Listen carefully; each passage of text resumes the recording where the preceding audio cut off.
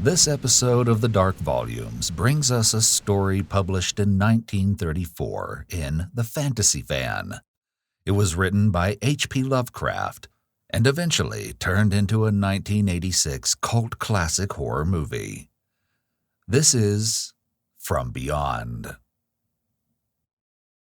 Horrible beyond conception was the change which had taken place in my best friend, Crawford Tillinghast. I'd not seen him since that day, 2 months and a half before, when he told me toward what goal his physical and metaphysical researches were leading, when he'd answered my odd and almost frightened remonstrances by driving me from his laboratory and his house in a burst of fanatical rage. I'd known that he now remained mostly shut in the attic laboratory with that accursed electrical machine, eating little and excluding even the servants, but I'd not thought that a brief period of 10 weeks could so alter and disfigure any human creature. It's not pleasant to see a stout man suddenly grow thin, and it's even worse when the baggy skin becomes yellowed or grayed, the eyes sunken, circled, and uncannily glowing, the forehead veined and corrugated, and the hands tremulous and twitching. And if added to this there be a repellent unkemptness, a wild disorder of dress, a bushiness of dark hair, white at the roots, and an unchecked growth of pure white beard on a face once clean-shaven, the cumulative effect is quite shocking. But such was the aspect of Crawford Tillinghast on the night his half-coherent message brought me to his door after my weeks of exile, such the specter that trembled as it admitted me, candle in hand, and glanced furtively over its shoulder as if fearful of unseen things in the ancient, lonely house set back from Benevolent Street. That Crawford Tillinghast should ever have studied science and philosophy was a mistake. These things should be left to the frigid and impersonal investigator, for they offer two equally tragic alternatives to the man of feeling and action: despair if he fail in his quest, and terrors unutterable and unimaginable if he succeed. Tillinghast had once been the prey of failure, solitary and melancholy, but now I knew, with nauseating fears of my own, that he was the prey of success. I had indeed warned him 10 weeks before when he burst forth with his tale of what he felt himself about to discover. He'd been flushed and excited then, talking in a high and unnatural, though always pedantic voice. "What do we know," he had said, "of the world and the universe about us? Our means of receiving impressions are absurdly few, and our notions of surrounding objects infinitely narrow. We see things only as we are constructed to see them, and can gain no idea of their absolute nature. With 5 feeble senses we pretend to comprehend the boundlessly complex cosmos, yet other beings with a wider, stronger, or different range of senses might not only see very differently the things we see, but might see and study whole worlds of matter, energy, and life, which lie close at hand yet can never be detected with the senses we have.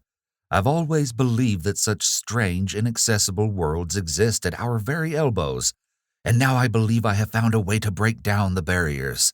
I'm not joking. Within 24 hours, that machine near the table will generate waves acting on unrecognized sense organs that exist in us as atrophied or rudimentary vestiges. Those waves will open up to us many vistas unknown to man, and several unknown to anything we consider organic life. We shall see that at which dogs howl in the dark, and that at which cats prick up their ears after midnight. We shall see these things and other things which no breathing creature has yet seen. We shall overleap time, space, and dimensions, and without bodily motion peer to the bottom of creation." When Tillinghast said these things, I remonstrated, for I knew him well enough to be frightened rather than amused, but he was a fanatic and drove me from the house. Now he was no less a fanatic, but his desire to speak had conquered his resentment, and he'd written me imperatively in a hand I could scarcely recognize. As I entered the abode of the friend so suddenly metamorphosed to a shivering gargoyle, I became infected with the terror which seemed stalking in all the shadows. The words and beliefs expressed 10 weeks before seemed bodied forth in the darkness, beyond the small circle of candlelight, and I sickened at the hollow, altered voice of my host. I wish the servants were about and didn't like it when he said that they'd all left 3 days previously. It seems strange that old Gregory, at least, should desert his master without telling as tried a friend as I. It was he who had given me all the information I had of Tillinghast after I was repulsed in rage. Yet I soon subordinated all my fears to my growing curiosity and fascination. Just what Crawford Tillinghast now wished of me I could only guess, but that he had some stupendous secret or discovery to impart, I could not doubt. Before I had protested at his unnatural pryings into the unthinkable, now that he had evidently succeeded to some degree, I almost shared his spirit, terrible though the cost of victory appeared. Up through the dark emptiness of the house I followed the bobbing candle in the hand of this shaking parody on man. The electricity seemed to be turned off, and when I asked my guide, he said it was for a definite reason. It would be too much. I would not dare. He continued to mutter. I especially noted his new habit of muttering, for it was not like him to talk to himself. We entered the laboratory in the attic, and I observed that detestable electrical machine, glowing with a sickly, sinister, violet luminosity. It was connected with a powerful chemical battery, but seemed to be receiving no current, for I recalled that in its experimental stage it had sputtered and purred when in action. In reply to my question, Tillinghast mumbled that this permanent glow was not electrical in any sense that I could understand. He now seated me near the machine so that it was on my right, and turned a switch somewhere below the crowning cluster of glass bulbs.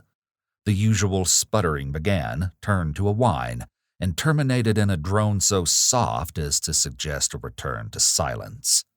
Meanwhile, the luminosity increased, waned again, then assumed a pale ochre color or blend of colors, which I could neither place nor describe. Tillinghast had been watching me and noticed my puzzled expression. "Do you know what that is?" he whispered. "That is ultraviolet." He chuckled oddly at my surprise. "You thought ultraviolet was invisible, and so it is, but you can see that and many other invisible things now. Listen to me. The waves from that thing are waking 1,000 sleeping senses in us, senses which we inherit from eons of evolution from the state of detached electrons to the state of organic humanity. I have seen truth, and I intend to show it to you. Do you wonder how it will seem? I will tell you." Here Tillinghast seated himself directly opposite me, blowing out his candle and staring hideously into my eyes. "Your existing sense organs, ears first, I think, will pick up many of the impressions, for they are closely connected with the dormant organs. Then there will be others. You have heard of the pineal gland. I laugh at the shallow endocrinologist, fellow dupe and fellow parvenu of the Freudian. That gland is the great sense organ of organs. I have found out. It is like sight in the end, and transmits visual pictures to the brain. If you're normal, that is the way you ought to get most of it. I mean, get most of the evidence from beyond." I looked about the immense attic room with the sloping south wall, dimly lit by rays which the everyday eye cannot see. The far corners were all shadows, and the whole place took on a hazy unreality which obscured its nature and invited the imagination to symbolism and phantasm. During the interval that Tillinghast was silent, I fancied myself in some vast and incredible temple of long-dead gods, some vague edifice of innumerable black stone columns reaching up from a floor of damp slabs to a cloudy height beyond the range of my vision. The picture was very vivid for a while, but gradually gave way to a more horrible conception, that of utter, absolute solitude in infinite, sightless, soundless space. There seemed to be a void and nothing more, and I felt a childish fear which prompted me to draw from my hip pocket the revolver I always carried after dark, since the night I was held up in East Providence. Then, from the farthermost regions of remoteness, the sound softly glided into existence. It was infinitely faint, subtly vibrant, and unmistakably musical, but held a quality of surpassing wildness which made its impact feel like a delicate torture of my whole body. I felt sensations like those one feels when accidentally scratching around glass. Simultaneously, there developed something like a cold draft, which apparently swept past me from the direction of the distant sound.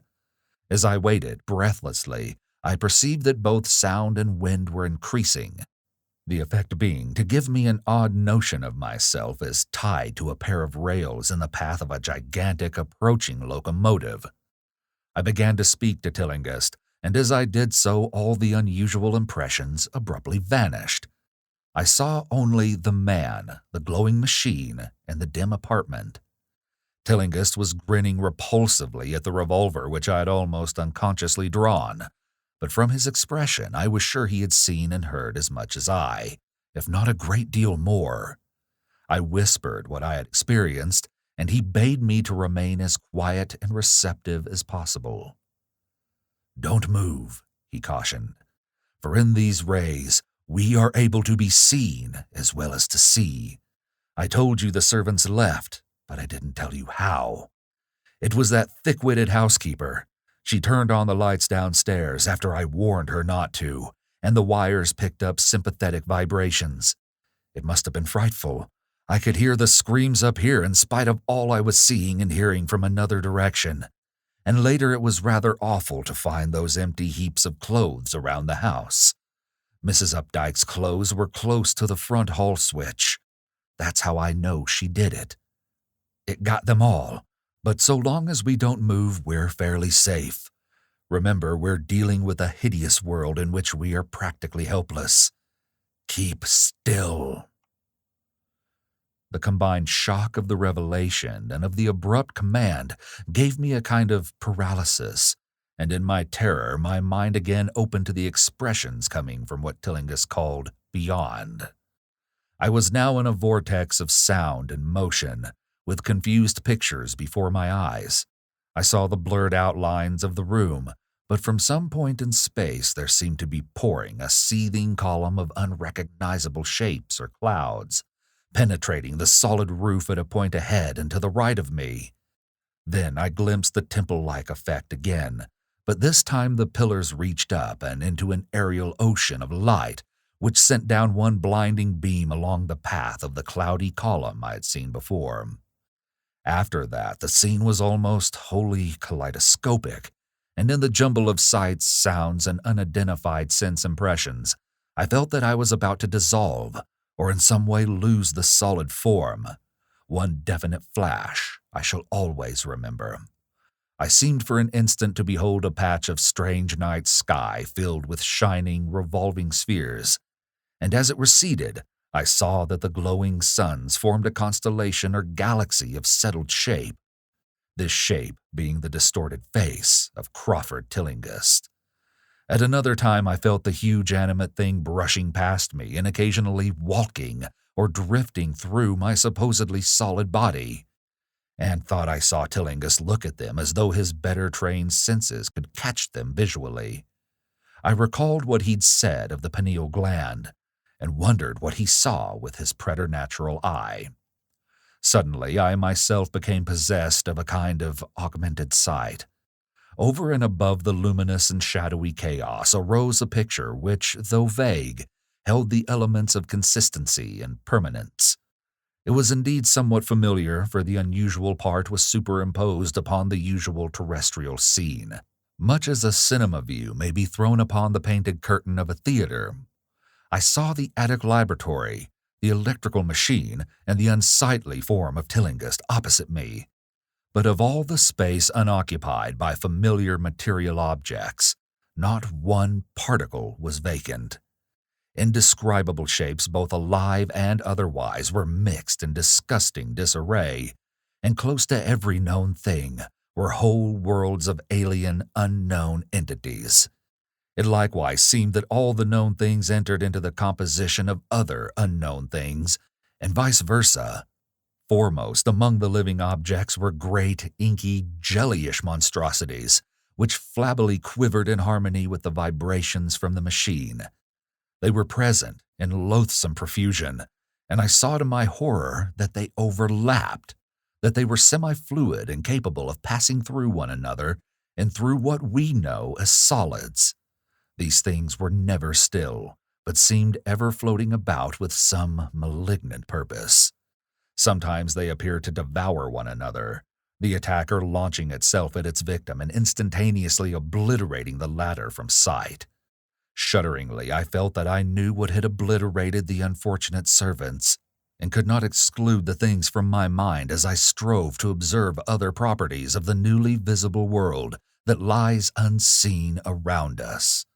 But Tillinghast had been watching me and was speaking. "You see them? You see them!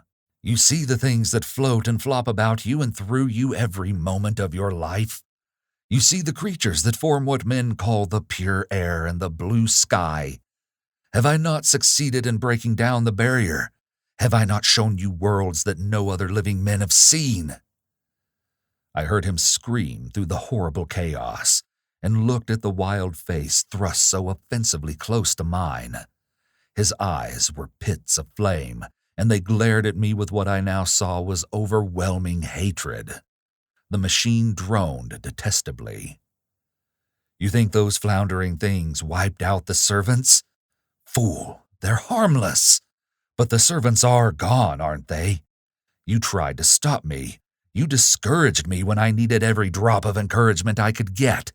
You were afraid of the cosmic truth, you damned coward. But now I've got you.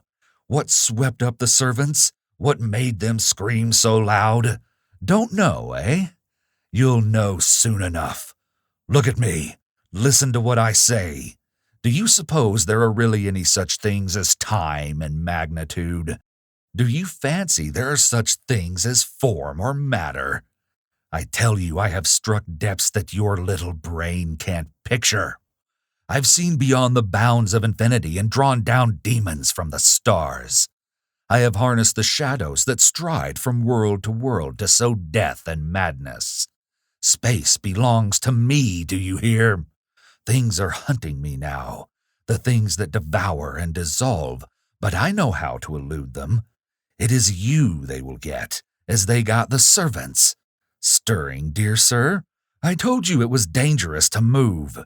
I've saved you so far by telling you to keep still, saved you to see more sights and to listen to me. If you had moved, they would have been at you long ago. Don't worry, they won't hurt you. They didn't hurt the servants. It was seeing that made the poor devil scream so. My pets are not pretty, for they come out of places where aesthetic standards are very different. Disintegration is quite painless, I assure you, but I want you to see them.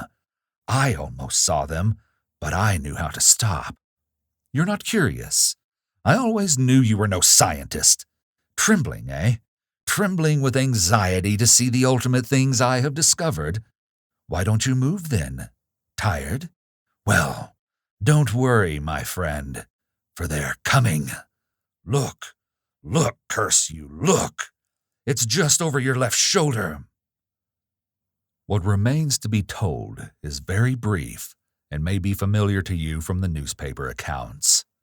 The police heard a shot in the old Tillinghast house and found us there, Tillinghast dead and me unconscious. They arrested me because the revolver was in my hand, but released me in 3 hours after they found it was apoplexy which had finished Tillinghast, and saw that my shot had been directed at the noxious machine which now lay hopelessly shattered on the laboratory floor. I didn't tell very much of what I'd seen, for I feared the coroner would be skeptical, but from the evasive outline I did give, the doctor told me that I'd undoubtedly been hypnotized by the vindictive and homicidal madman. I wish I could believe that doctor. It would help my shaky nerves if I could dismiss what I now have to think of the air and the sky about and above me. I never feel alone or comfortable, and a hideous sense of pursuit sometimes comes chillingly on me when I'm weary. What prevents me from believing the doctor is this one simple fact. that the police never found the bodies of those servants whom they say Crawford Tillinghast murdered. Thank you for listening to the Dark Volumes podcast. Please spread the word. Madness does love company, and we'll talk again soon.